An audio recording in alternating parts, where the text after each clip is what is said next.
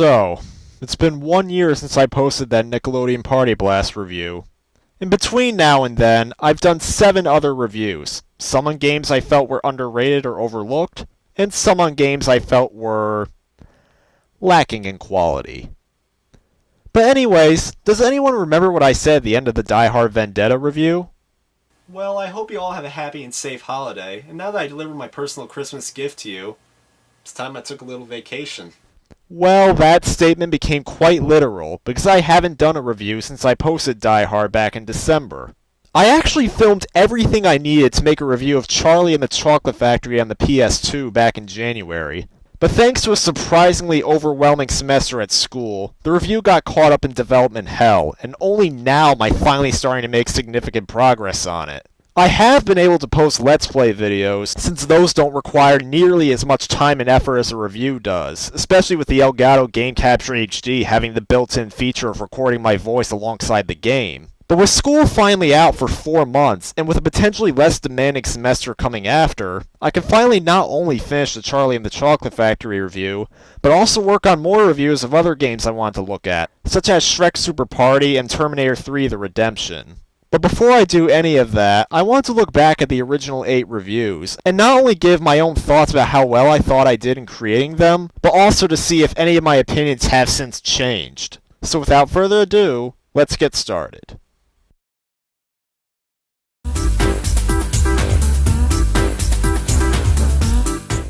To be completely honest, I'm completely divided with how the Nickelodeon Party Blast review turned out. One part of me wants to be proud that the review has gotten over 1,000 views since its release, and that there's quite a few people who agree with my opinion about the game. Yet, another part of me wants to be ashamed of myself. Not because of my opinions or anything like that, I still stand by most if not all of the things I said in the review, but instead, it's because of my performance on camera. The review has quite a few clips that, now that I look back at them, I really should have done more takes to make myself more believable. There were some takes where I kept twitching because I wasn't sure of what body language to use, and there were quite a few audio clips where I would stutter.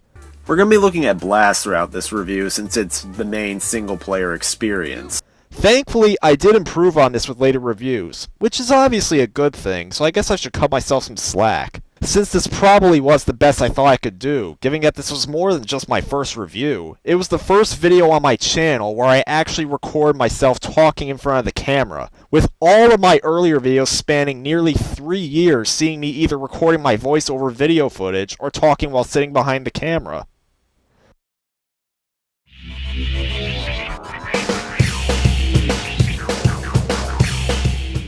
My thoughts with Spider-Man have also gone unchanged. I still think it's a great classic for the 5th generation of game systems. I still think it proved that not all 3D superhero games would be a piece of crap.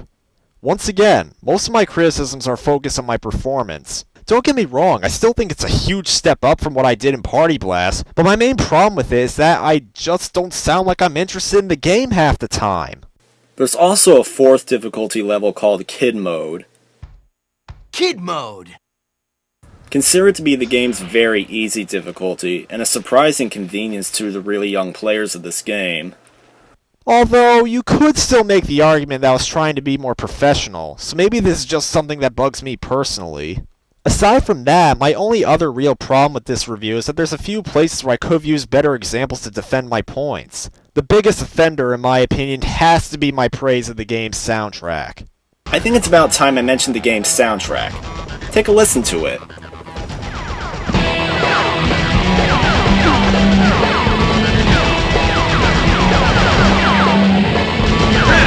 Don't get me wrong, the soundtrack for the game is awesome, but really? I couldn't find any other sample of that level's music? Was a 3-second looping guitar riff really the best way for me to express how great the soundtrack was? Once again, this may just be something that bugs me personally, so maybe I shouldn't think of it too much.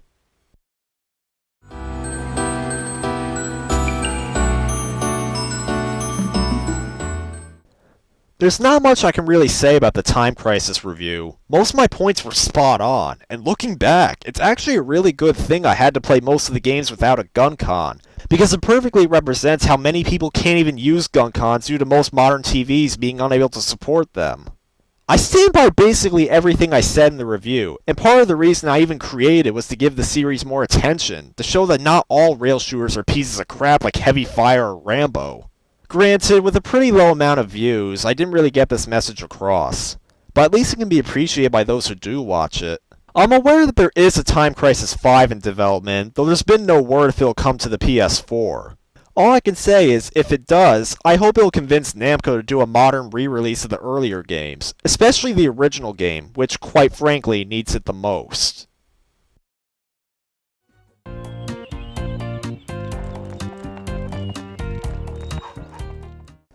Okay, Arthur Ready to Race is probably the first game where my opinions have changed quite a bit since making the review.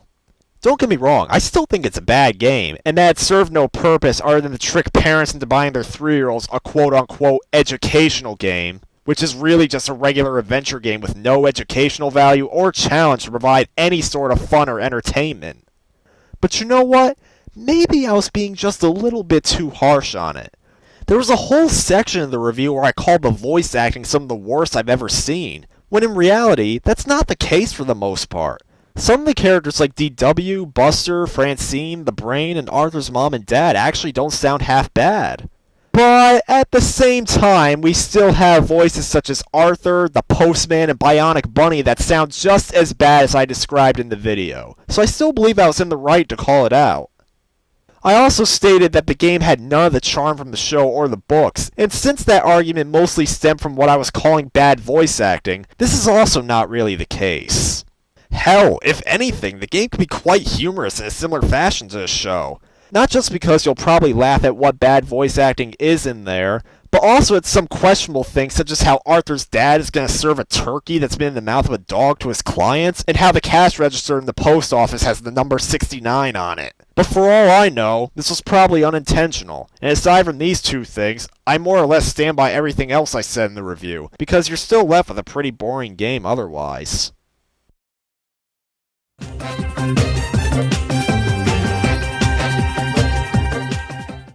Well, it was only a matter of time till I had to talk about this one again. In the original review, I practically destroyed the game, claiming it had no redeeming qualities aside from the game's graphics and soundtrack, and having the original actors from the show doing the voices, which then caused me to further destroy the Nintendo 64 version for basically only having the former of these things. Do I still think the game is a complete piece of shit? Of course I do, because it's both a lazy excuse for a fighting game and a complete insult to the fighting game it's based off of. If there's any of my opinions from the video that have changed, then it would have to be the way I expressed the game's difficulty. Don't get me wrong, I still think the game's incredibly frustrating in how it purposefully handicaps you in order to make the AI stronger, which is another reason why the combat shouldn't have been so basic in the first place. But in the video, I was making it seem like it was one of the hardest games I played period, which obviously is not true. The only other problem I had with this review is the fact that I used a really bad choice of words to describe some of my criticisms. The biggest example was me blaming the game's frustrating combat and the enemy AI, when in reality I should have blamed it on a lazy game design that handicapped what you could do while giving your enemy all the advantages. But then again, the game's still a piece of shit, so maybe it doesn't even matter what I say.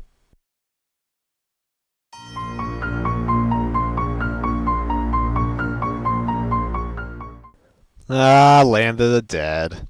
This experience felt really unique, because Land of the Dead proved to me that bad texture rendering was not exclusive to the PC. In terms of my opinions about the game, they haven't really changed. I still think the game is an overall okay shooter, and that these texture issues shouldn't really get in the way of the actual gameplay. As I stated in the review, what I experienced is probably just because of my Xbox being unable to properly read the disc. And I've actually experienced similar issues with other games, so I think that kinda settles it. If there's anything I should have added, maybe I should have went further into the game's difficulties, because I actually tried to play through the game on hard mode after finishing the review, and with the zombies taking more bullets to kill, you having less health, and ammo being a lot more scarce, I can definitely say that upping the difficulty would provide more of a survival horror experience. As for my thoughts on the game having a small fanbase behind it, what I said in the video was true, but I think I left out one crucial fact I didn't know of until after I finished the review. Apparently, the PC version of the game was not copy protected, which allowed it to be leaked online. I guess there's a reason why there aren't many copies of the PC version available online.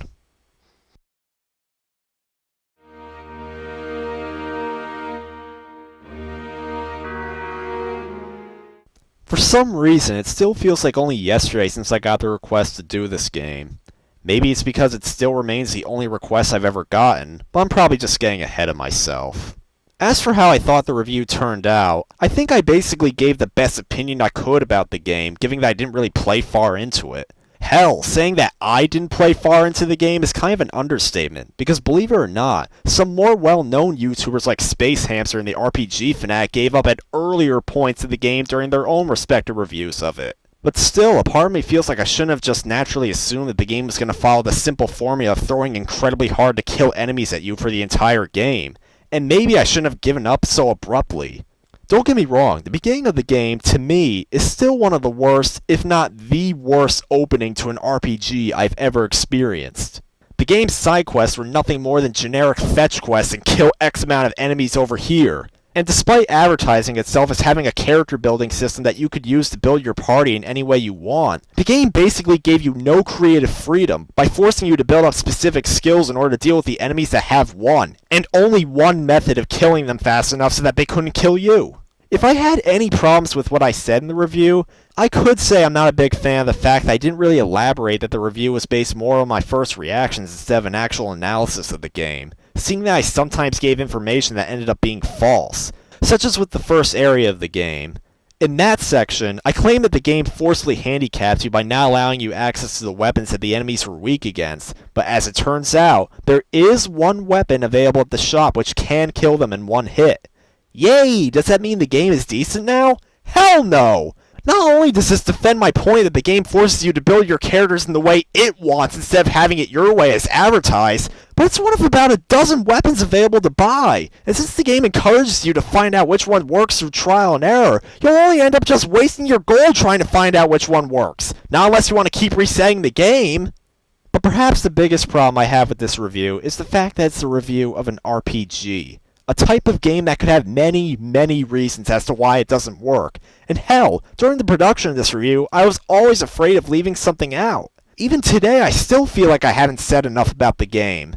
But maybe there is a way to resolve the two main problems with this review. When looking for videos of the game online, I noticed that all attempted walkthroughs stopped only after a few videos, with only a single Let's Play continuing for almost 60 videos before stopping as well. I think I just found another way for you all to laugh at my pain.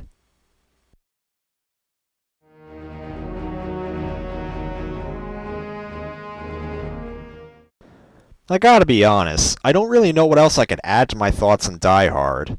Maybe it's because it's my most recent review, but as of now, I still stand by everything I said in the review.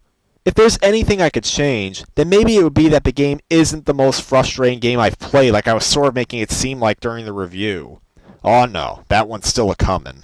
Also, a more minor thing that I have a problem with is the first clip I used to show how easy it is to fail a mission. In this clip, I added text stating that I intentionally failed here. But to be honest, this wasn't entirely true, because while I did know that this section was coming, you're not going to believe this, but I actually got confused as to where the bank entrance was. I pretty much only added that text because I did indeed know what was coming, so it might not count as a genuine failure in a way. And also because, well, when looking at the clip alone, does it look like I got confused? The answer is probably no, and that doesn't change the fact you'll still probably fail this section genuinely if you didn't know it was coming and you weren't able to react fast enough. Which pretty much sums up many of this game's moments that happen when you're not getting confused as to what you're supposed to do to progress.